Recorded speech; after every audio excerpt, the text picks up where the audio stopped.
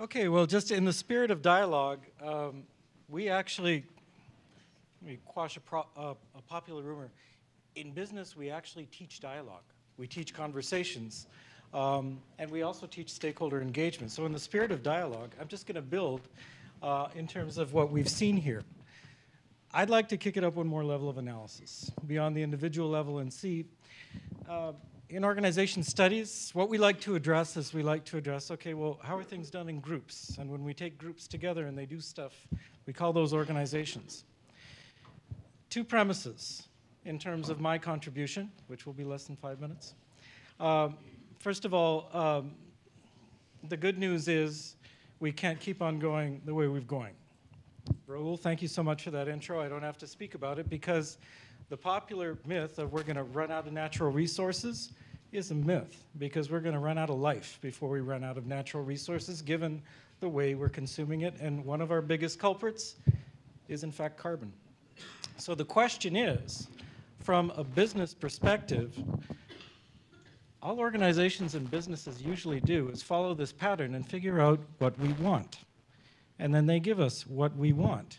So the key issue is, how do we take this and move it away from gloom and doom to the fundamental premise of what I'd like to bring to the table, is that clean energy is the biggest opportunity ever in the history of business, quite simply.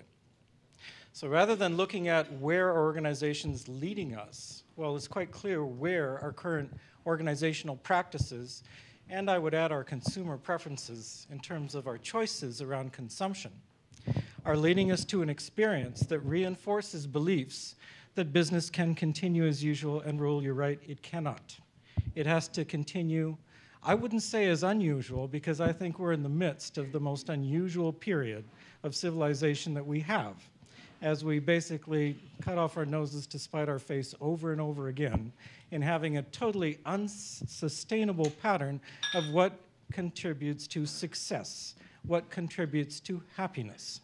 And those are anchored really over here, and they feed off our experiences. We require a fundamental paradigm shift. Business is part of that solution. What we have to do is we have to build a much bigger, this is actually reflects my receding memory with age, you know, the experience just kind of erases type of thing. But we need to build much more by way of success stories and experiences around running business in a different way.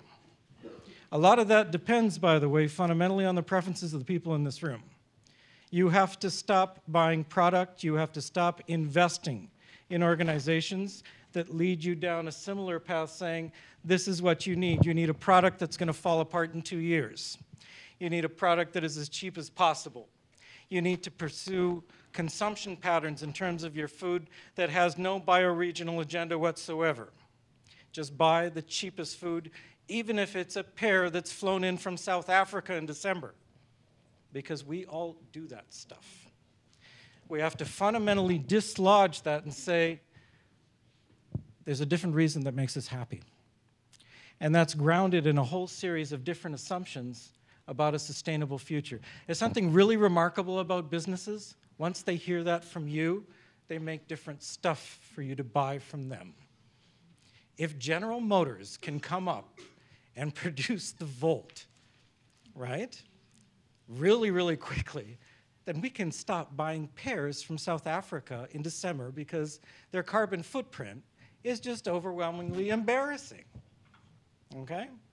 So what we have to do is we have to create a context where we have different experiences that promote fundamentally different values and beliefs about success and about consumer satisfaction. Again, back to us in this room, not corporations out there. Then we will have a whole different series of interpretive lenses to appraise and to realize what we consider to be success. And once we get there, we'll behave very, very differently, and we'll feel differently about what is a good thing and what is not a good thing. And that's the way you turn around businesses and organizations. It starts from a different series of experiences. How do we get there? It's not just about us. It's also about governments who need to create the enabling conditions for us to do so. Canada right now should be posed as being the leader in clean energy for a number of different reasons. everything that we've done up until now needs to be revisited in that regard. Suresh's Center is one example of how we build the intellectual and physical capital to make it so.